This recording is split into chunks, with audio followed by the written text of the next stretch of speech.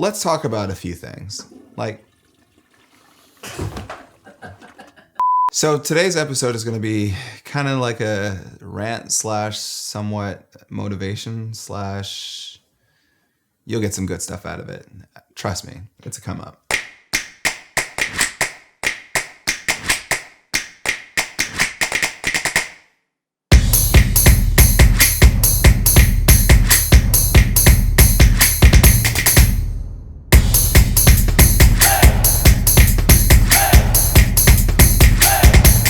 In order to reach a level of success when it comes to investing, it all starts from the mind. So, for example, today I'm going to lay out 3 things that you must have in order to become a successful investor or to become successful at investing. In our world, we're consistently always looking for an edge. We're always consistently looking to find out exactly woo! Nope, we're about to get real. In this segment, we're going to talk about a few things. We're going to talk about, for example, learning, and we're going to also talk about the value of your time. Now, one of the things that I consistently ask people when I sit down and talk about investing and why they want to invest, I always sit back and ask people, what is the value of your time per hour? Like, for example, what is the value of your time per hour? Don't worry, I'll give you a second. Okay, so most likely, you've probably given me some type of number that is predicated based upon, for example, what somebody pays you at. Now, I'm gonna ask you this question again and ask you, what do you think the value of your time is per hour? Now, if you're gonna go ahead and say priceless, I mean, that's everybody's answer, but it's an unrealistic answer. That's not how any of this works. When we think about it, we think about quantifying your time. If you want to say, for example, turn this into a daily thing as a day trader or as an investor to invest your way out of a job, then you can do that. But this is part of it in setting realistic goals for yourself.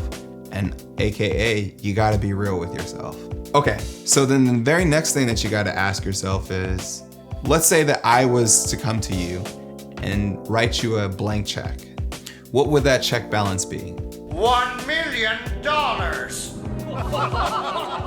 So when I ask you, for example, what would that balance be or what would that number be, that's the type of number and what it would take for you to be able to say, I've made more than enough money, I can walk away from everything.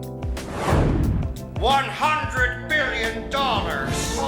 Now ask yourself this, is the number that you just gave yourself versus the number that I've asked you versus the value of your time per hour, how far off? What's the differentiation? Or is one too high? Is the other one too low? Or are they just right?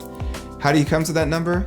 Take the value of your time per hour and multiply that times, say, for example, 2,080, which is typically the amount of time that you work full time at any job in a year's span. So in a 52-week calendar, 2,080 hours equates to full time. So some of you guys may work more than 80 hours or 40 hours a week. I mean, kudos to you.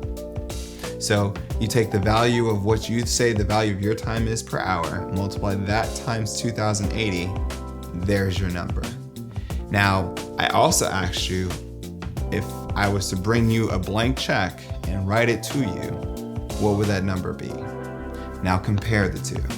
And so if one number is higher than the other, then now we have 2 things. We have an idea of what you feel like you would like to be making on a yearly basis.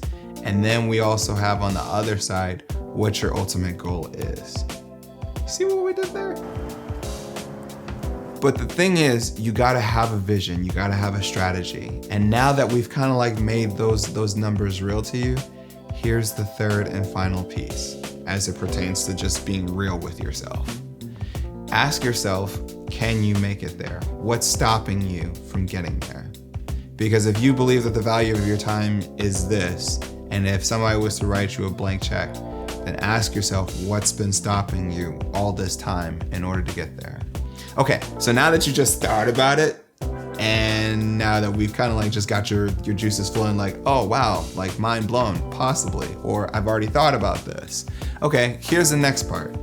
So now that we have value of your time per hour, we also have, say for example, what your ultimate goal is. And now we also understand, hey, what brought you to here? Now we got to start asking yourself, what do you got to do to make yourself successful? Now remember, we said that you got to learn. The more you learn, the more you earn. So that means that you got to study up on the market. Then we said that you got to be real with yourself. And the third and final thing that you got to look at is exactly how much do you add to the problem? Wait a minute. First of all, you're not gonna speed past that like you didn't just say what you just said. So when we say how much do you add to the problem, here is the final question. And this video is gonna be pretty much interactive, though that I technically can't hear you. I can kind of like get a sense, like, the third and final thing that we ask is finances. So for example, when you're looking at your finances and you're on this path and journey to, say for example, whatever your financial freedom is, you gotta ask yourself, how much of it have I played a role in creating the problem? So of course, folks will have their own debt, for example, that they have accumulated over a period of time. We understand that. I mean, you've lived life. Say that you make $100,000 a year. And let's say that your expenses for the year are $99,999. Well, that doesn't really help you because of the fact that you just spent 99.999% of your entire income. Here's how we get you over that one. Go through your finances and literally look at exactly how much you've made, of course after taxes, and then look at how much have you spent throughout the year. Divide that and then find out exactly what the percentage was for your year. The best way that we can explain it is you typically do the 70-30. You spend 30% of what you make and the 70% you literally use to put that off to the side to invest and save. Now, that's what smart money does. Wherever you start, you're gonna start somewhere. And the goal is that you get to a point where you minimize your expenses and ultimately let your money start working for you. We typically say treat your money as if it's an employee. You want it to consistently grow the company of you. And when your company is growing, then ultimately you're making more and more capital to grow yourself, so that way you don't have to consistently go and work for somebody else. It's kind of cool when you think about that. Let's just say, for example, you're at the 70% marker of spending of your expenses taking over your entire income. So then your first goal would be to say, okay, hey, over the next 6 months, let's focus on going literally from 70% to 50%, and then from 50% to 30%. And as you're doing that, as those percentages are decreasing in your expenses, so too is your investment capital. You're using that to increase, to invest money. And thus, as you keep growing and as you keep saving, then you will be in a place where you can literally have financial freedom. I mean, it's not that rocket science. So for example, let's take myself. Real world example here. Newsflash, breaking news. I went to Tuskegee University in Alabama. Now, fortunately for me, for my first year, I had student loans. Then my second year, I was able to save X amount of money and then literally use that to invest.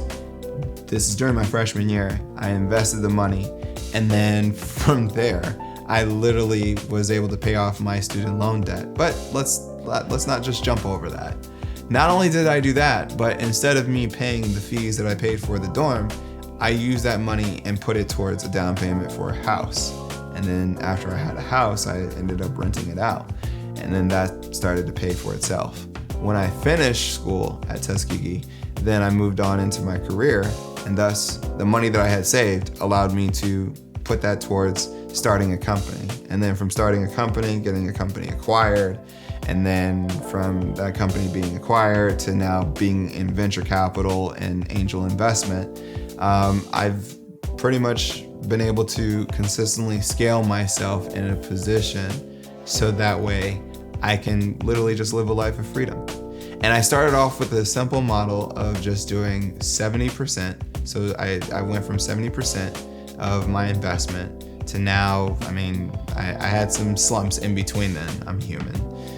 Went from 70% to 85%. So I went from 70% savings to 85% spending. Then from 85% spending back to about 65%. And then now I'm pretty much living off of 6% of what I make. The reason why I'm telling you this is it's very doable. It's just gonna take a lot of discipline. And this is the hard truth when we look at folks going through that journey of success. What we say is live how most folks would never want to live, in the sense of going without a lot of things, so that way when you make it, you can live how they always dreamed of living. I'd say more so in the sense of how you always dreamed of living. Don't live to somebody else's standards. So with that, it's very simple. It's a good these are some good hard-nosed truths for you to be able to succeed and move yourself forward. So let's recap. The first thing that you need to do is you definitely need to keep learning. You got to keep learning, and you got to be real with yourself is the second thing. Third, and the final piece is get to know yourself, the finances. So the more that you're able to do these things, and it's going to consistently change, you just got to stay tried and true to your strategy, then you will be just fine. And who knows, you'll see the success at the end of the other side of the tunnel. Until next time, I'm Mark Monroe, and this has been Your Come Up. Peace.